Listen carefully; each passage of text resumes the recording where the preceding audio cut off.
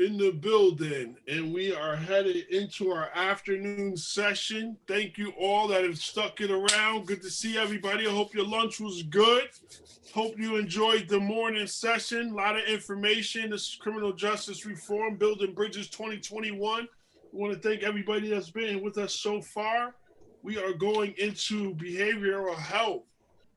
Well, welcome back from our lunch break and to this great day where we are certainly sharing, networking, giving and getting information that is so relevant to this time we're in right now. So I'm not going to do really any talking about me or myself. I've already introduced myself this morning. I'm Robyn Cullen. I'm one of the great 8 recipients to the Hall of Change in Connecticut. Some of my fellow recipients are going to be speaking to you on this panel, along with a few other folks who definitely have a lot to say and have been doing work around behavioral health for many, many, many years. So just to get started, I'm going to ask each of the panel members to just take, a minute or two and just introduce yourself so our audience will know who you are and kind of what you do. And then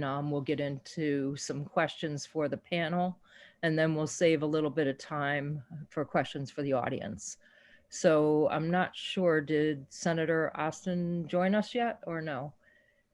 If not, then I'm going to change up the order a little bit, you guys, because our friend John Santa has to leave us at 2:00. So I'm going to put him up first and do that again when we go around for questions so that he can head out and be on time for things he needs to do. So first I'm going to bring up my friend, someone that I go back many, many, many years. Probably there were dinosaurs and reentry just became a thing right when John and I met. So here we go, John, take it away. Robyn, thank you very much. What a pleasure it is to be with you again, my friend. You and I certainly do go back. It's a beautiful thing. Thank you. My friends, I'm here representing a group called the Malta Justice Initiative. And at this point in time, we suspended operations because we declared a victory and had a party a couple of years back. However, prior to that, we were doing something that would be of great interest to you, and that was that we were reaching out to the faith, business, and academic communities of the state of Connecticut. And we did that because we felt that those people were for 2 reasons. Number one, they're thought leaders among our citizenship. Number 2, they are people who already have a vested interest in successful reentry. Every one of them directly benefits for or works toward successful reentry already. They're halfway home. So if you accuse us of picking low fruit or hitting bunts and singles, all right, we'll plead guilty to that. But nevertheless, we're here to move the needle, and we did. The idea was we bring those people and we bring some awareness. It was very important because the way we work things, awareness, then motivation, then action. That's how it goes. Awareness, motivation, action. So we make the thought leaders aware. They're certainly motivated by our story. And then we get some action. The action we want them to call their legislators, to interact with their legislators. These people know their legislators. They know who they are. They're probably communicating with them already. So do some more and speak about good criminal justice reform for the benefit of us all. Because when someone successfully reenters society, everybody wins. That's our idea. Thanks, Robyn. Thanks, John. Thanks so much. Glad you're with us this afternoon. Just for a quick intro, how about if we have LaResse, my fellow recipient, just tell us a minute or two about what you're, introduce yourself, let everybody know who you are, even though, you know, those fighting this good fight already know who you are, but go ahead, sister. So I've been around for over 20 years in 21 years now, successful reentry. So that's my longevity, right? But I am a new inductee of the Connecticut Hall of Change, grade 8. I am also the co-founder and co-director of Once Incarcerated, Once Inc., also known as Once In, with Tracy Bernardi. It is a formerly incarcerated organization for and by formerly incarcerated people.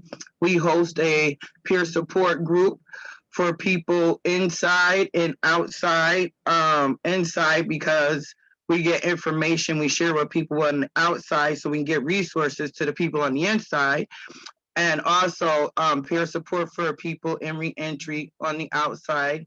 It's beneficial to anyone who has been incarcerated and is home and is going through or just needs somebody who understands. We meet Tuesday nights at 8 p.m. and Saturdays at noon every week, twice a week.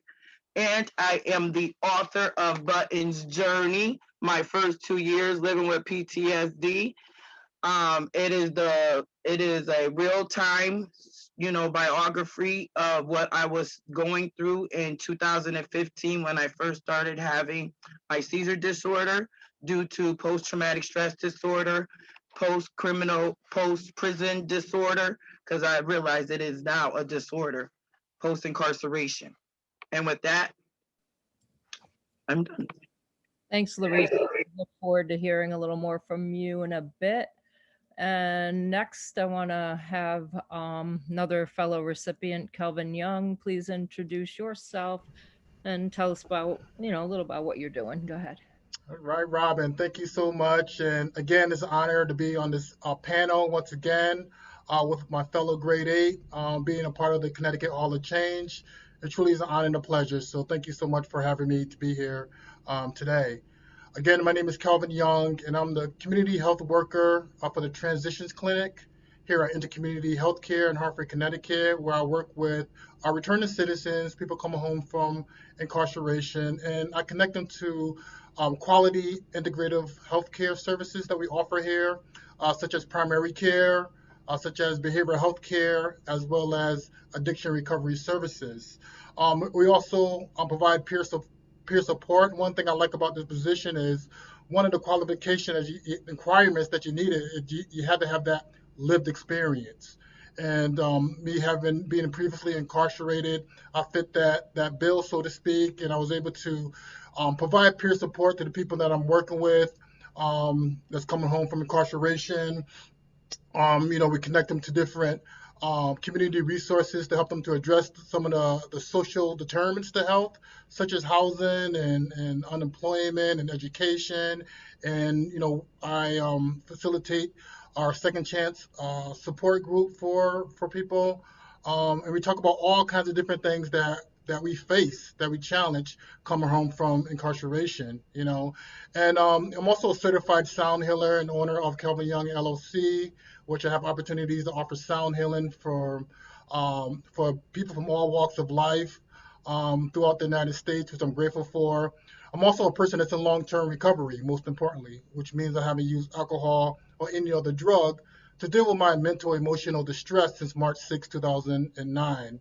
And being a formerly incarcerated individual, that's where I first learned about meditation and yoga and sound healing behind bars. And, I'll share a little bit more about that a little later on, but it's an honor to be on this panel. Thanks again, Robyn. Thanks so much, Kelvin. I was just reminiscing after I saw your Facebook post about when we did a training. Yeah, 6 years ago. Yeah, the community reentry and incarceration. It was a powerful workshop we did at the Women's Consortium. Absolutely. So, yes. It's really, really powerful to continue to cross paths and continue to do this work with one another. And, I know just from the way the system is, we have a long way to go, all of us, but, little by slow, we're getting there. And in my lifetime, I'm seeing some change. Definitely not as fast as I would like it to be, because, my previous history is addiction. I want what I want when I want it. So I want this change to happen now, but I know that, it has to happen through hard work and perseverance. So that's Absolutely. What we all do as a team and collectively to get you know, to get things right in this state and to get people served in the way that they deserve to be served. And, you know, I totally believe in treatment and opportunities and not punishment. So, Yes. you know, that's where I like to focus, and I think that's what we're all doing collectively. So it's very cool. Let's see. And so last on our panel, there are folks still out there I haven't yet met. And so Alex Tsarkov is going to introduce himself, and then I will be introduced and get to know you as well. So I'm glad you're here on the panel. Take it away. Thanks, Robyn, and good afternoon, everyone. My name is Alex Tsarkov. I direct the Connecticut Sentencing Commission. Prior to that, I worked for CSSD for a bit, Court Support Services Division. And prior to that, I worked at the legislature for a number of years, mostly in the Judiciary Committee. Okay, good afternoon, everyone. My name is Edwin Andrews. I'm the founder of SCRIPT, meaning Second Chance Reentry Initiative Program. Me coming home after serving 22 years, I see some of the intense components that make us reciprocate, get high, or act, unlawful. So I begin it with addressing trauma. It's a trauma-informed program. It's a 9-month program. We deliver trauma-informed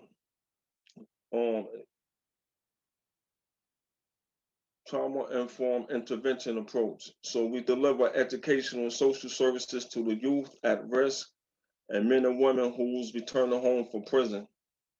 I just partner with these on Rico out here, so when guys who's coming home who may not have a place to go, we'll put them up inside of housing, and only mandatory thing they have to do is do the SIN program, which stems from the SCRIPT program. The reason why we chose the trauma informed because those who have the lived experience know that before we even went to incarceration, there was an action about to happen, and it all stems from trauma, and it's always being overlooked. It's a current trend today, but we address all of that with hypermasculinity, psycho detox, emotional regulations, and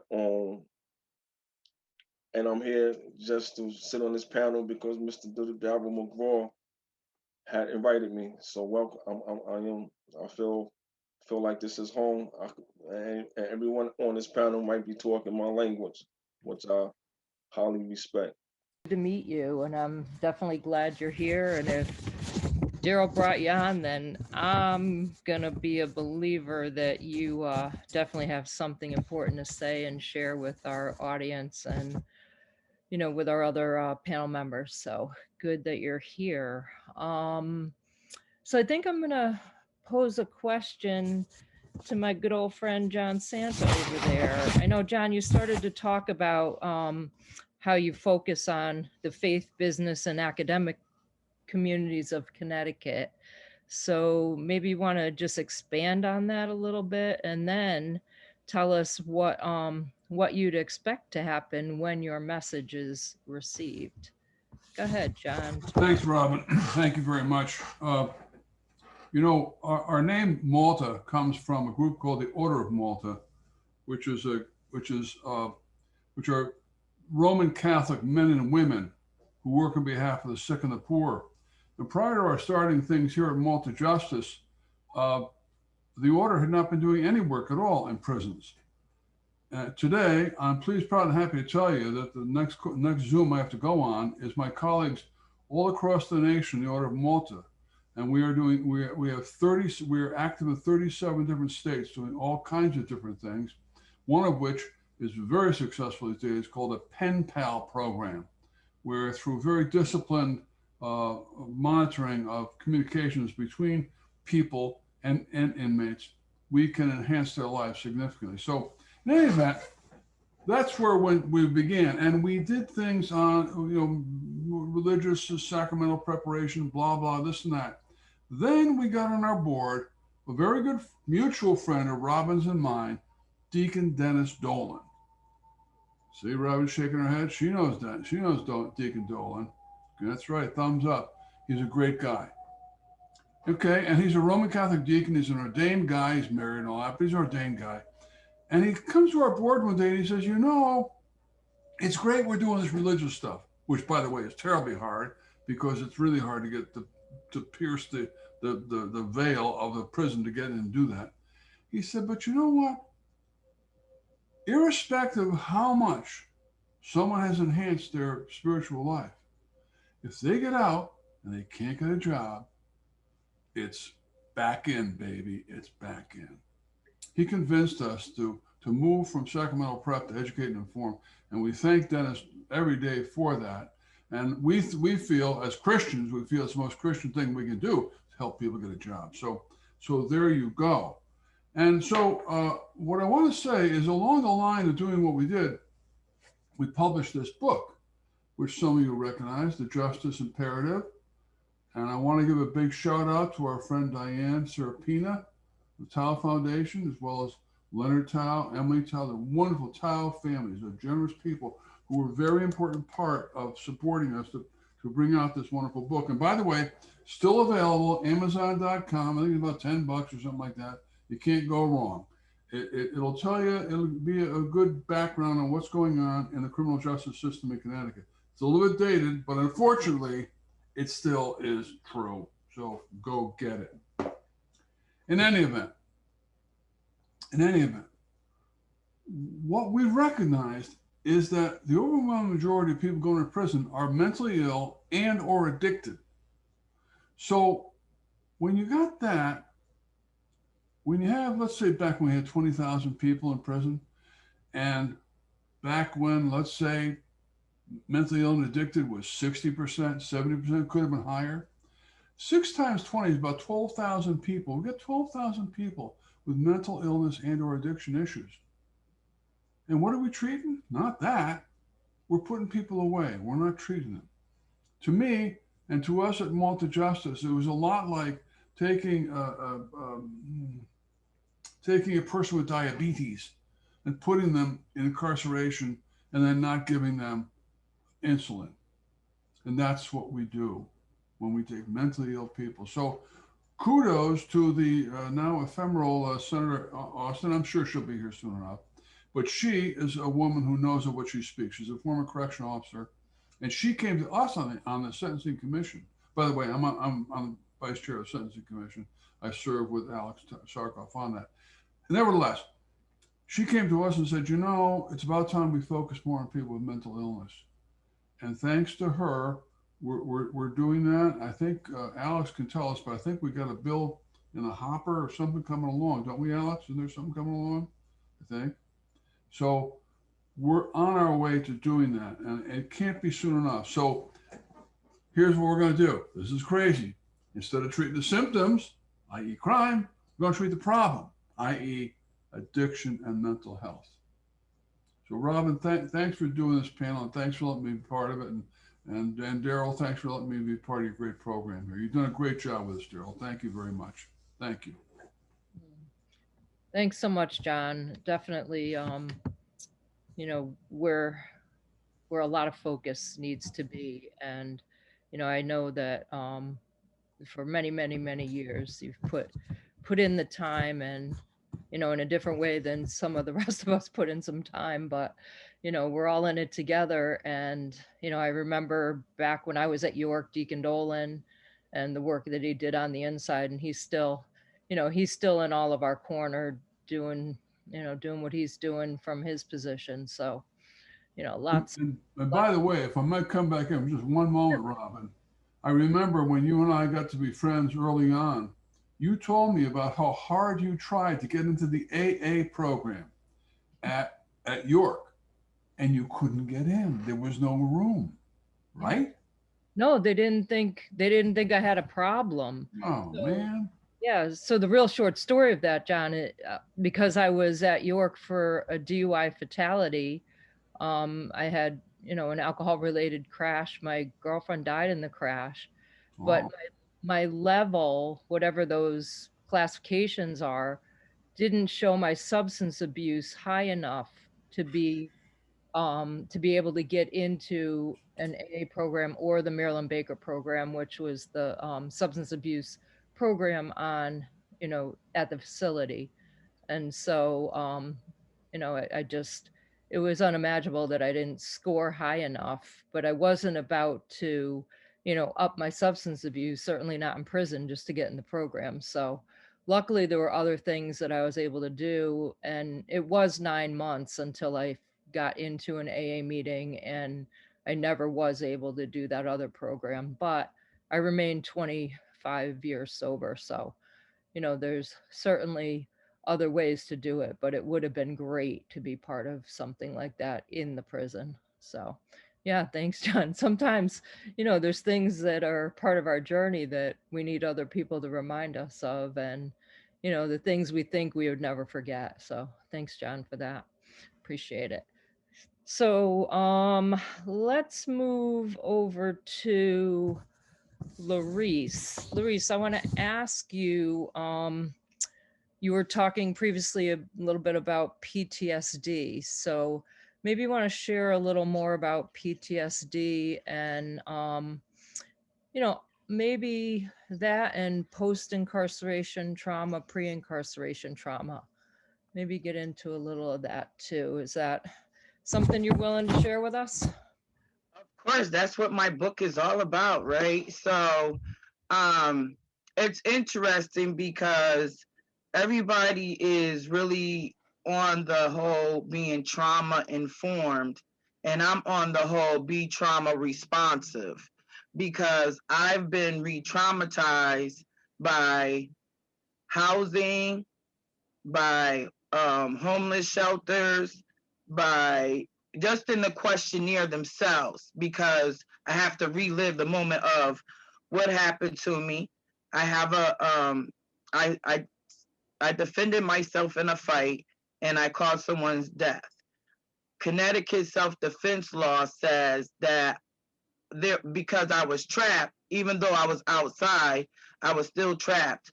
They didn't see it as I was trapped, so it wasn't self-defense. So I had to go to trial. I have to relive that moment of my life every time I turn a year old, and this year I'll be 49, ever since I was 21. So whenever I have to get services and they do background checks, even though I got a provisional pardon, they ask me about my manslaughter to crime, and that triggers me. Before, it was easier, but after 2015, when I started getting the symptoms of post-traumatic stress disorder with these seizures, I could no longer try to function as society wanted me to be this perfect person, to keep taking on the nose, to keep retelling my story, reopening up my wound, when and then get nothing for it, but you're no good for society, no matter what you did. In 2016, even after all the bills I passed, and I helped pass over 200 bills in Connecticut and helped close down 5 prisons. In 2016, I still was homeless because I did not have, because of my crime. Again, another trigger.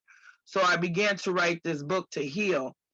And my issue didn't begin the day of my crime. My issue began when I was younger. I've been sexually abused. I've been mentally, emotionally, and physically abused my entire life. So getting help should have started before. And the year before my crime, I did not go to prison for stabbing my son's father 13 times when he broke into my apartment and tried to kill me and my son.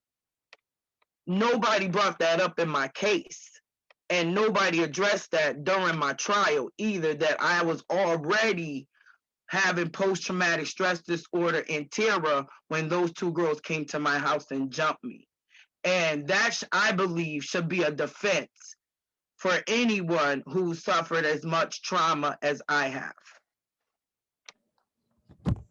Thank you, LaResse. Thanks for sharing, the very personal parts of your journey, and, for, and I'm always so, I don't know, it doesn't seem like saying I'm sorry to hear is the right language, but it's just painful to hear story after story after story of the re-traumatization. And, just the idea, our whole system just causes this re-traumatization that's only beginning, we're only beginning to touch the surface of what the effects are and where that comes from. And I've worked for many years with Dr. Stephanie Covington. I'm trained in all her programs, and have worked with women in trauma for years and years. And one of the questions that I try to really look at is not to ask somebody, what's wrong with you, but instead to ask what happened. Because when people can share what has happened in their lives, we end up finding really an explanation for the events that happen, that happen after the trauma. And there's no amount of punishment that's going to bring someone to wellness. And we can take a look at what they need to make them whole or make them functional when we can address the trauma. And so, thank you for shining a light on that using your own experience. Much appreciated. And so I think we'll maybe go to Kelvin. I think let's have you share a little bit about some of the work that you're doing, maybe a project that you've been working on through your agency or otherwise, and talk a little about the the other modalities of healing. I know that you are among the experts in some of those. Yes, it's just having an opportunity to learn while I was incarcerated, it really helped me. I was part of that recidivism statistic for a very long time, and I was in and out of prison, get out to do the same thing over and over again. But my last prison bid that I did, I had opportunity to be in a tier 3 program, drug treatment program, and that's when I was able to kind of like address some of the root causes of my experiences with addiction. And from my lived experience, I learned that it was the unhealed emotional pain that I experienced in my life, the unprocessed trauma that I endured, particularly from childhood, and the toxic chronic stress. It was at the root of my addiction. So I was reaching for something outside of myself to find that sense of relief from that distress. And for me, I found it in alcohol, marijuana, cocaine, heroin, and prescription opiates. And it worked for a while for me until it didn't work anymore. And I got caught up in that very vicious cycle of addiction. But that was a very powerful learning experience for me while I was incarcerated and being in the tier 3 program, because I was able to really go within and do the inner work. And that's what I started learning about different holistic mind-body practices, such as meditation and yoga and sound healing, even creative expressive arts like poetry and journaling. And I had a lot of misconceptions about yoga, about meditation, because I didn't see a lot of people that looked like me practicing these modalities. I didn't see people of color practicing yoga and meditation. So I didn't think it was for me. But I know the things I was doing prior to going to prison, it wasn't working for me no more. So I had to try something new and different. And by stepping out of my comfort zone and utilizing meditation as a vehicle to go within, I was able to find a sense of calmness and inner peace, even being in that very hostile and restrictive environment such as prison. But most importantly, I was able to really understand the root causes of my experiences with addiction. And the thing about trauma that is so fascinating is trauma is not what happened to you. Trauma is what happened inside of you. So all the emotional distress that I internalized, the pain that I internalized, after many years of battling with, depression and anxiety and drug addiction, I was able to begin the healing journey while I was in prison. And once I was released from prison, had opportunities to learn more about sound healing, become certified. I'm also a founding member of TOIVO, which is a peer-run holistic healing center in Hartford, where you work, Robyn, one of the places that you work at. and where we offer these holistic modalities to people from all walks of life, people that experience different types of emotional distress or addictive states, people that's being diagnosed with psychiatric disorders or substance use disorders. And one of the things that my dear friend and mentor and founder of Toivo, Darren Drum, when we came up with Toivo, one of the things we wanted to do, we wanted to leave diagnosis and labels at the door. We wanted people to come in and celebrate human life and human potentials. And that's why it's so important that we be mindful of the language that we use to describe people. Because for me, I believe that addiction is a human experience, not a human identity. Because behind the so-called addict, behind the so-called alcoholic, behind the so-called convicted felon, is a human being that experiences a significant amount of trauma, emotional distress, and toxic chronic stress, and looking for a sense of relief from that distress.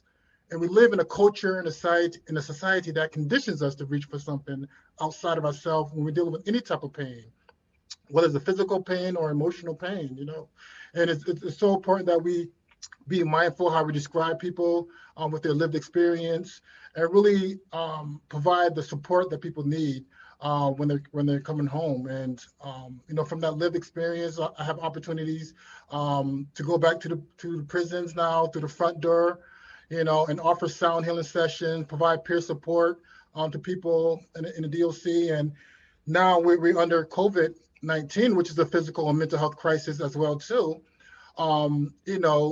Department of Correction got creative and to secure funds for me to be a subcontractor for them and create a DVD for them. So I'm not able to go back into the prisons and connect to the fellas, but now I'm able to physically, but I'm able to go back there through the DVD and share my story, my experience, and offer that peer-to-peer support and offer a guided sound healing meditation to help people that's dealing with any types of emotional distress or addictive states. And right now, with the institutionalization of psychiatric hospitals, we've seen an increase in population in prison, and one of the major mental health providers in this country is prisons. So therefore, I'm looking forward to Senator Austin to kind of share about her proposal and this bill, because it's exciting, but I do also have my reservations as well too, because I know the mental health system caused a lot of harm to a lot of people, particularly communities of color. So there's a lot of distress around mental health services from professionals. But one of the things I wanted to talk to her about in particular is making sure that we have the ACEs scores, the ACEs included in the assessment. Because like you were saying, Robyn, it's time to ask people what happened to them, what their experiences are about, and to really, address some of the trauma that people experience. Because I mentioned earlier in the panel before that many people that I was incarcerated with, including myself, were traumatized human beings. And when we go back into the prison system, we get re-traumatized. So we come out and we're in this very vicious cycle. And many of us don't even realize that we're in that vicious cycle that we're in. So getting proper mental health support is so important, being mindful of the language that we use. I don't even like to use the term mental illness, because it to me that perpetuates the stigma associated with it.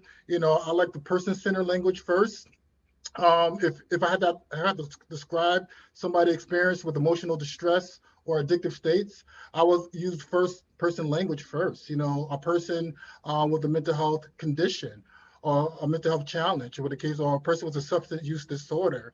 So being mindful of how we speak about people, I think that's important to help to decrease the stigma associated and the discrimination that follows with people that experience mental health challenges, whether in prison or out in the world.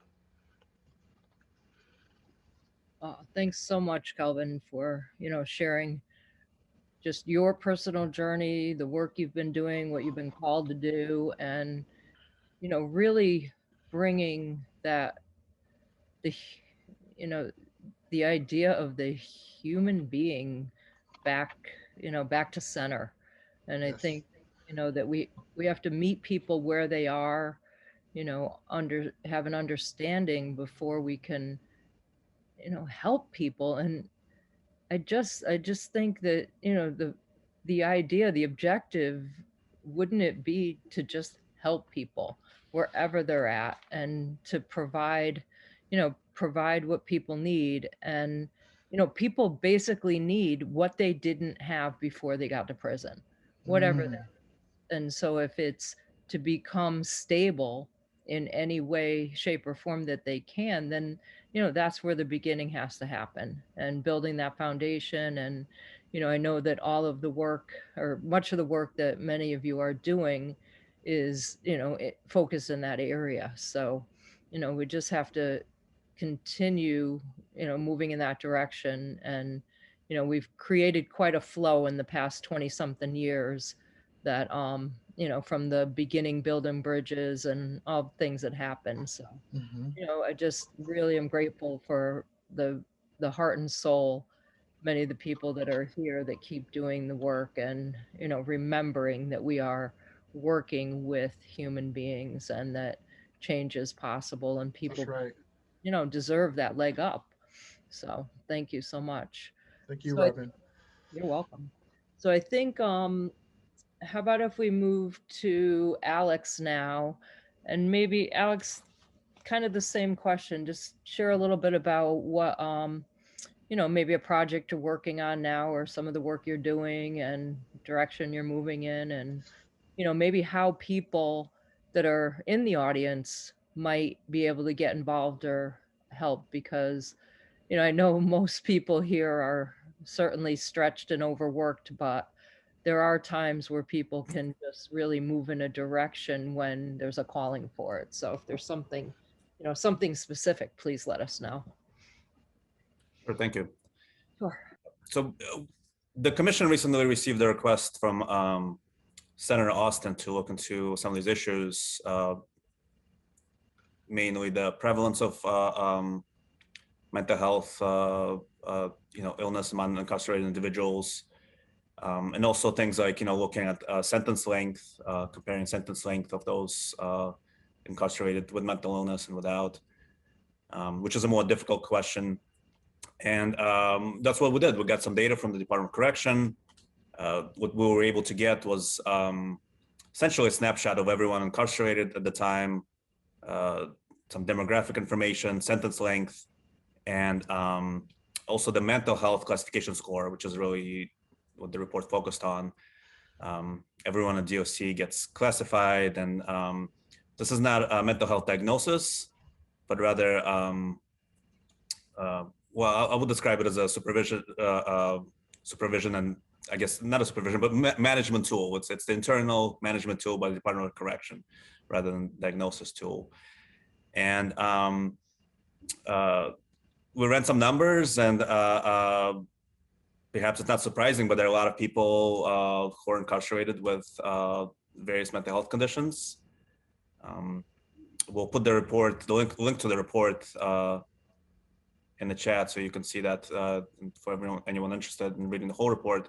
But just to give you some numbers, more than a quarter of incarcerated individuals, 28%, of incarcerated individuals need mental health treatment.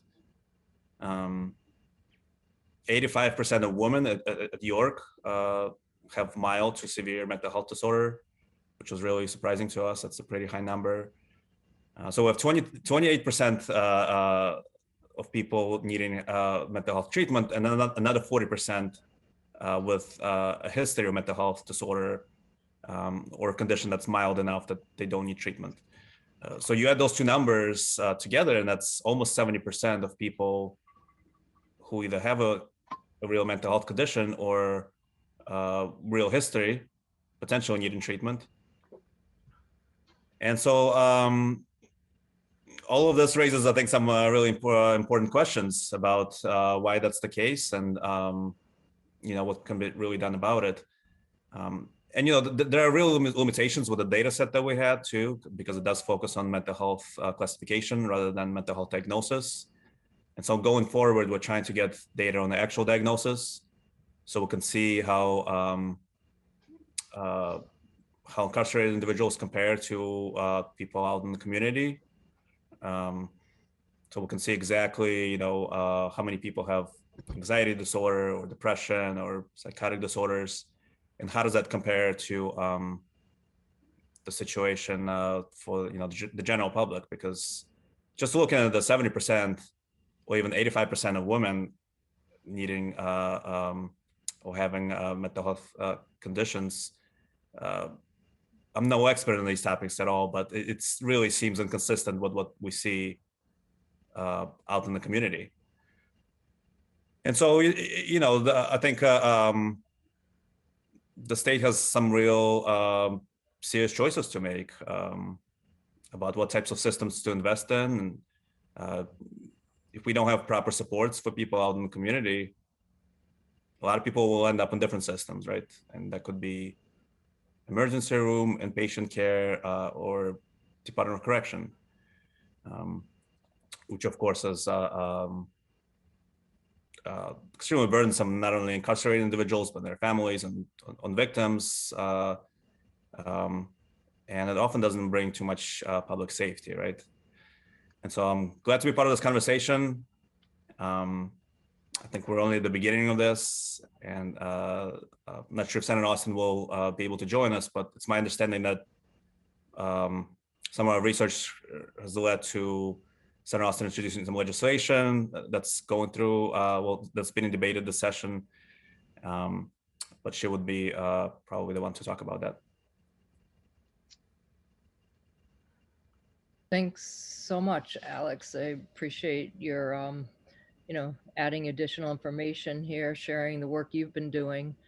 And, earlier Kelvin had mentioned the ACEs study as well, the adverse childhood experiences, traumatic experiences. And, that's, I don't know, it's just a real clue to how people end up in the circumstances they do, or their circumstances that end up leading them to, whatever their current situation is, being incarcerated. And years ago, all over, they started closing down all these mental health facilities, all the psychiatric hospitals, which I don't condone the way they were providing treatment or not providing treatment.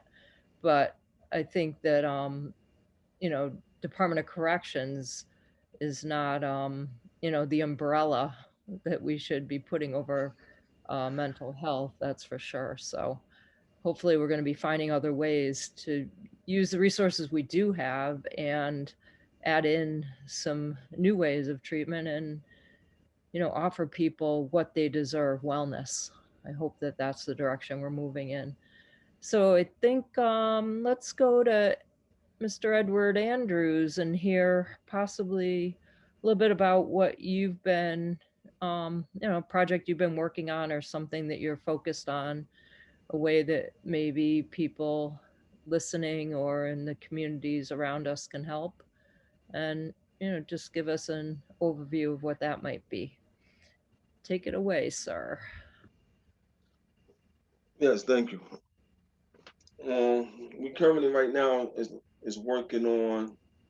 We have partnered with Beagle out here in Hartford, and what we partner with is giving guys somewhere to go for like a whole year. But within that year, they have to complete the Ascend program. And while you're in the Ascend program, then we could give you, job employment. And after 9 months, if you're successful when you graduate, then it's titled to get a 1-bedroom apartment from there to start your life. What I realized when I was incarcerated, I did all the programs. Like I was a peer mentor for like 17 years, Tier 4, Tier 3, Tier 2, Thinking for a Change, Voices, and all of that. And there was one piece that was missing for the holistic approach, and that was the trauma piece. So when I got the opportunity to partner with Dr. Akbar with Urban Trauma, I had discovered what that missing piece was. And we went all the way to the history of it, and trauma just played a significant part, like underneath the surface, for a lot of the ways we behave and the way we think, it has something that is connected somehow with trauma. So when we did that script, we did like our intervention approach is like tailored just for this, those who've been coming from broken homes, those who live from poverty, those who, you know, was once on drugs or whatever the case is. A lot of the reasons why we become that way is due to this trauma that do not always be addressed. I know it's popular now. I mean, I could identify what every last with Kelvin, the brother Alex, and the sister. Um, I could identify with all of them what they were saying about trauma because that's what I'm into. And you have the scholar named Pettis Davis who just partnered with us, who would keep me updated with the data because trauma just don't goes away, and you know it's always something new that comes out. What else we dealing with? We dealing with I don't know the name of it. The Asylum Hill Congregational Church. They just partnered with me. They got 2 pieces of property, and they wanted me to do some type of community service for that neighborhood. We go. I got a curriculum that I have on author, co-author. This is the curriculum we use for addressing those trauma issues. And I'm also a co-author of The Reminder. This was an Amazon bestseller. I had to use a pen name because, you know, while you're in prison, you can't use your real name or they'll come and they, you know, they come and rob you or something like that. But I think it's very important for my community, my populations, my family to understand what this trauma is, because it's very essential to how we behave. Like when I say psychological detox, I'm talking about we get rid of all of that toxic thoughts and that unnecessary, you know, pain and unnecessary baggage that we be having. Like when we come from prison, if you from prison, you know what I mean. Some things in us, we be like, we gonna hate this guy because he wasn't keeping it real with us while we was incarcerated. We hold these grudges, these unnecessary grudges, and that turn to those are stress factors that you holding in for no reason at all. So we get rid of that, and then we got like a lifeline, and the lifeline is where the licensed clinicians come in, because everybody get emotional at that part, whereas you gotta put down what year, what happened this year, what, and they'll be amazed what all of the stuff they was holding in, and they feel, you know, they discover who they are when they step out of that trauma. As humans, our inquiry is to know ourselves or to know the maker. But when you get that major barrier that come and land on you, that called trauma, we get disconnected. And then that's when we did like a handstand in quicksand, so to speak, you know? And so we just trying to bring back life and just make everyone just feel, we want everybody to just rediscover who you are. And you can't when you be under this trauma, because this trauma have you not thinking outside of the box. It make you feel, don't think I'm an expert with it. I'm just saying I realize it, and I'm bringing that type of invention approach to it. And that's what we do at Script. I really appreciate that, Edward, because, you know, when there's that saying of we didn't know what we didn't know. And when we can facilitate, you know, the things that have worked for us, those of us that are previously incarcerated, you know, in our wellness journey, and then we become the people that help facilitate, you know, others coming along and learning how to come out from under that. You know, it's really powerful. And I just want to give another minute or two. I know our friend John Santa needs to leave, so I just want to give him a minute to wrap up with us before he heads out, and then we'll continue on. So, Robyn, you're very kind. I appreciate it very much. I think it was with the height of irony that we closed one of our largest mental health institutions in the state of Connecticut, i.e. Fairfield Hills in Newtown. And almost simultaneously, right around the corner, we built Garner Correctional. And who's in Garner? Those men who are particularly afflicted with mental illness. I mean, could you make it more ironic? And the fact of the matter is, again, this is why we did our message with multi-justice. People didn't know that. People walking around, people didn't know that. Business people didn't. Business people understand that. Faith people understand that. Academic people understand it. So we got to keep the message out there.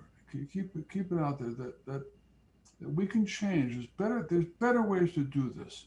Let's treat the problem, not the symptom, because we really, you know, do we have a medical issue or a criminal justice issue? I respectfully submit there's a medical issue on our hands. And Senator Austin and your panel here, Robyn, are right on. And Edward, that was very was right from the heart, what you had to say, as well as you, LaResse, too.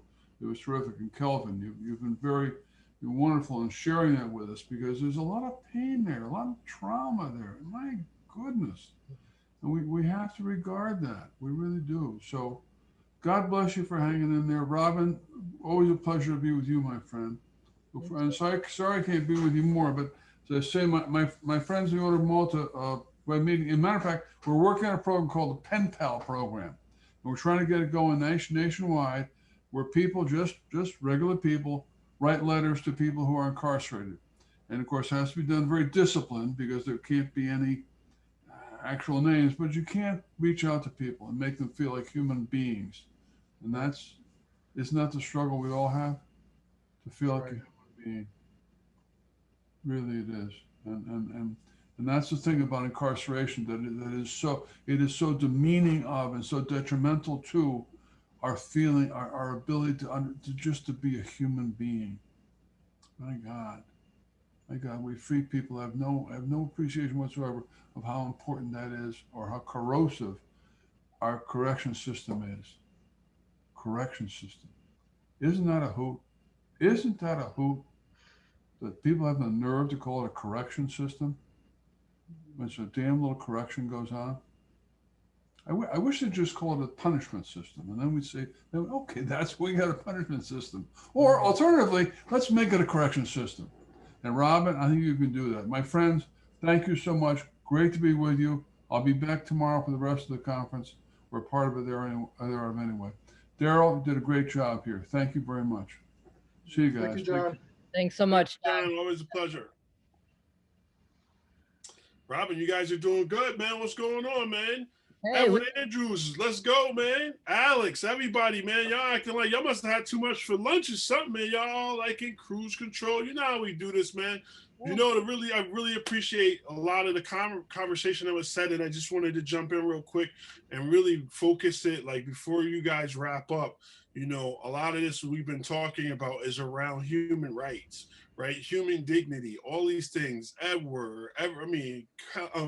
Kelvin, the work that we do, the reason we do this work is because there are gaps in the system, right? And there are people, like, you know, one of the most dehumanizing experiences I've ever had was being in prison, right? From strip searches to treatment to everything that happened. So now we're talking about human rights and what could be changed in the system. And, you know, you guys are all the experts. So just, you know, if you want to chime in on, like, you know, what changes, what are we missing? How can we, you know, we have the Crossroads of Connecticut document, which we would love to share with everybody. If you don't have it, if you're on this 124 people that are listening now, if you don't have it, we would love to link you to it, get that document, because we do want signatures.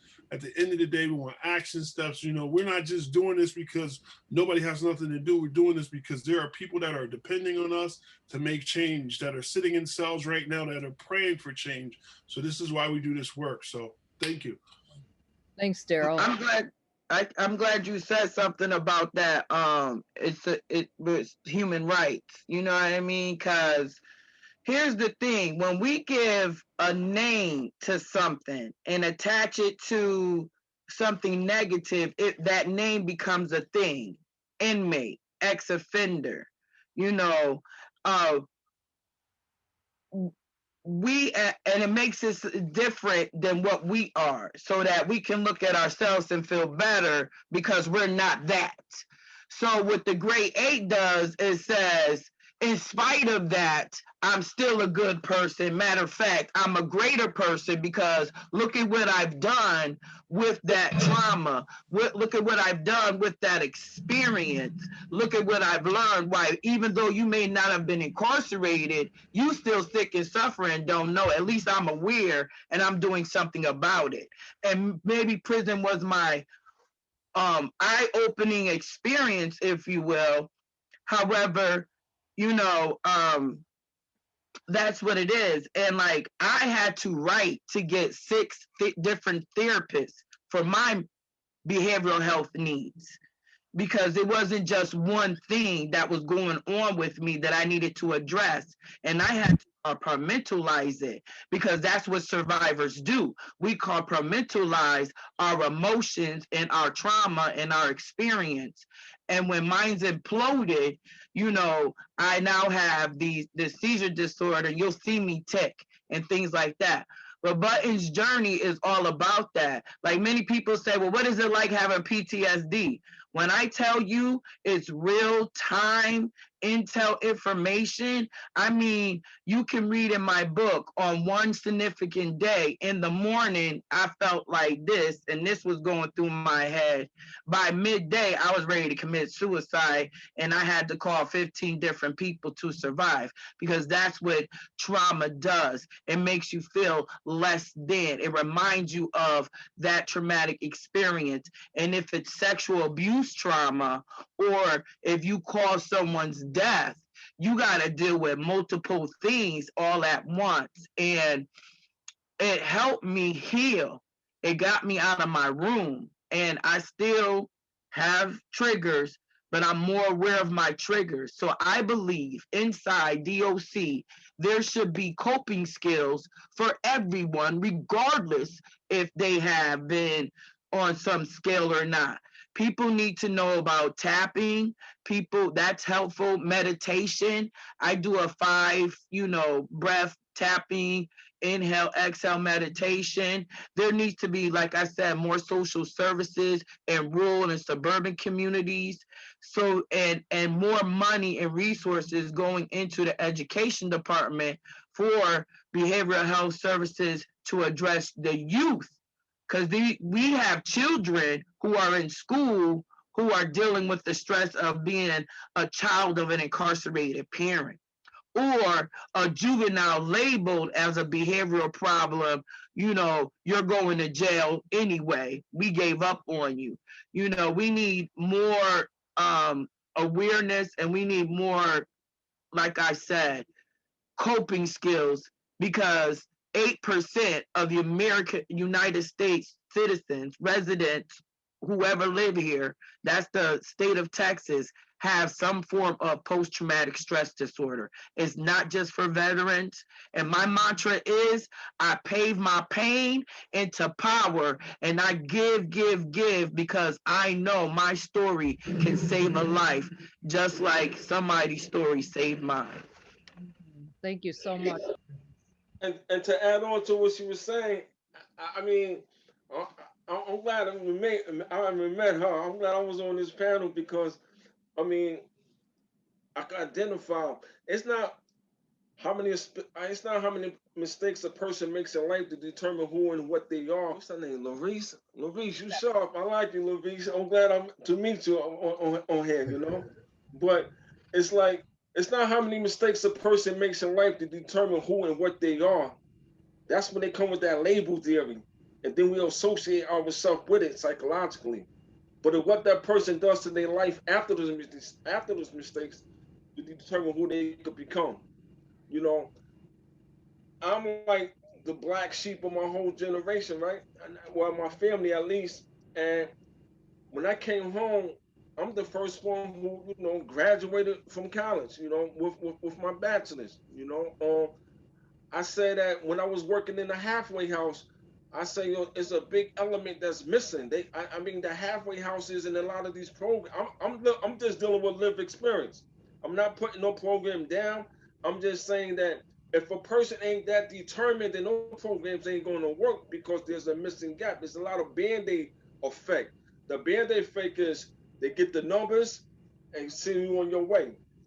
I didn't see no real passion for my population. I didn't see nobody really addressing no trauma.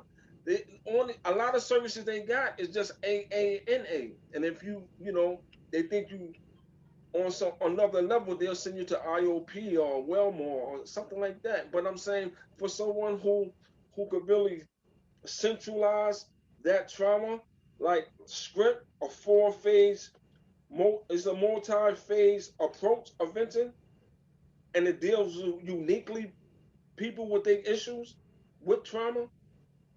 Because sometimes once you come from where I came from, soon as we come out of our mother's womb, we come into a cycle of oppression.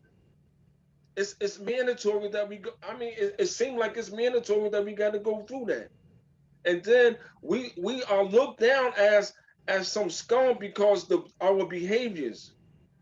Like before slavery, Miss Robyn, there wasn't no sense of trauma. Trauma only began with slavery, so it's rooted that epigenetic inheritance. It comes from there, but if it's not being addressed, then it's going to get worse. Like they say, we have it before we go to prison, and then it gets wilder in prison. Imagine there's keys, dominoes slamming, everybody getting their own mail, everybody getting their names called, but you're not one of them. You're not being, you don't have access to a family. I'm from New York, so my visits wasn't coming like everybody else's. That shit has an effect. And then when you come out, it gets even worse because people think they know how to address you, but they're not even addressing that trauma act. So in my documentary with Dr. Claude Anderson and Dr. Akbar and them, they shares this and they go more in detail because they're the professionals with that. But I know that self-awareness, healing, and that support, everybody needs support, but when they're dealing with this trauma. We should be good. We're up and running. Edward, we want to be going to Q&A for the last couple of minutes. Finish your thought, brother. Everything is good. We're going to keep it moving. I got a DJ on deck, man. Let's move it. Yo, y'all doing a great job. Thank you, thank you, thank you. Robyn, you keep killing it. Let's go. All right. So, Edward, do you want another second to wrap up what you were saying? Are you good? What do you need there? I said, I'm good. I thank you for letting me share. Sometimes I get long with it, and I apologize because I know when I talk, it's like a therapeutic thing. A lot of stuff come out, man. It's just that passion, that raging passion that you got just to help your kind out. The idea of, working with people and their trauma, identifying it. I've been working with Dr. Covington. We piloted a program called Healing Trauma at York many years ago. I did that for about 10 years. Then, the funding was cut and all that. But I remember having women who, when people, each other, they shared about what their experience was, and they didn't even know that there was someone else that had that experience. They thought they were the only one. Then we called it trauma, and it was like they had a place to begin from. They didn't even know that their experience was trauma, and that it contributed to the things that were going on in their lives. So, the exploring that the road of trauma is where the healing happens. And so I appreciate, definitely that you are supporting Edward and the work. And, this trauma stuff is no joke. It's where the healing happens. So thank you for that. And I do want to give, just see if anybody has any specific questions for our panel. We have about maybe 4 minutes left before we have to wrap up. So we have a second for someone to ask a question and maybe a minute or two for somebody to answer, if there's anyone out there.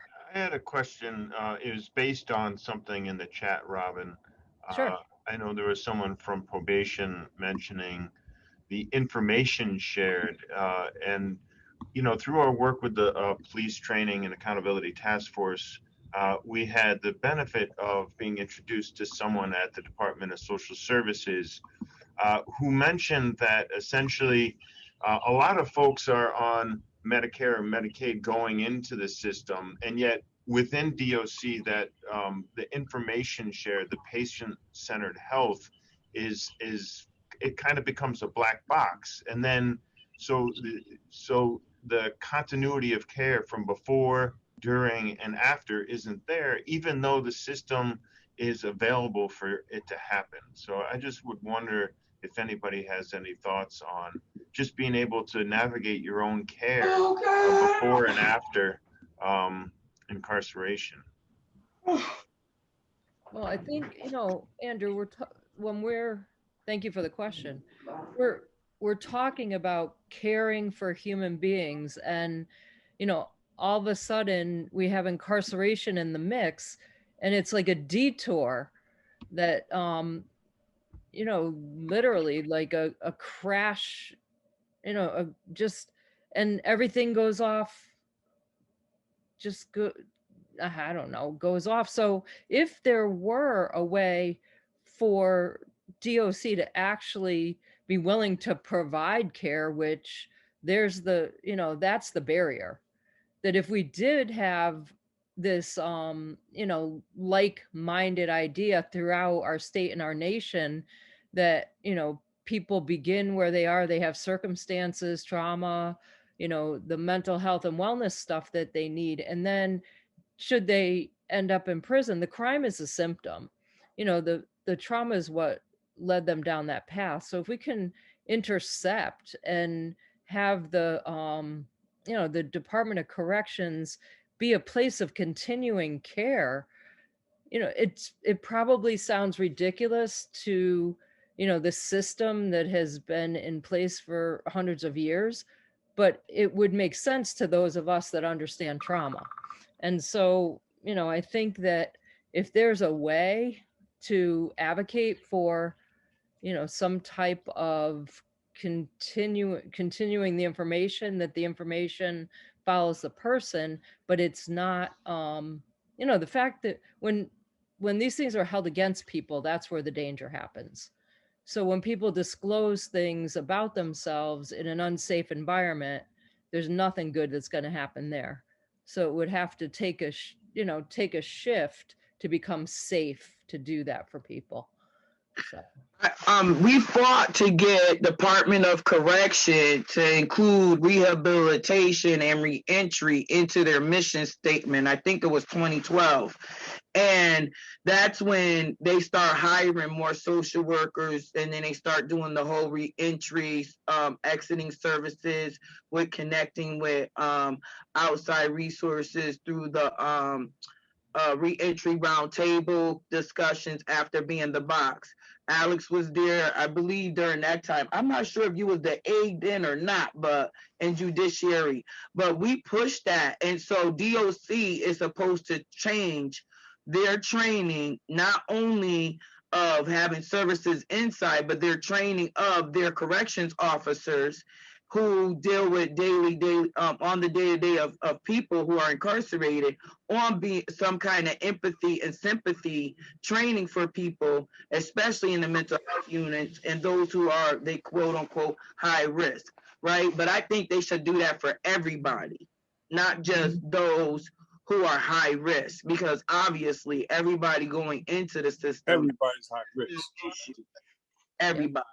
Yes, that brings us to the place where we have so far to go, but that we have like-minded people moving in the same direction, and together we create that change. So we have to just keep doing what we're doing, keep these ideas on as our focus. And, you know, together we will, I don't know, we're just going to do this because we will see in our lifetime change. And, you know, that's, it's just so important because we're talking about our fellow human beings. It's not us and them, not ever. So we have a huge system we need to change, but you know, the miracle is that we're together doing that. So I just appreciate this opportunity to moderate this panel. Thank you to all the panel members for sharing, you know, your lived experience, your work that you do, and you know, the direction that you're moving in. And Daryl, Andrew, and crew, thanks for getting us up and running here on this tricky technology platform that we use these days. So thanks again, guys.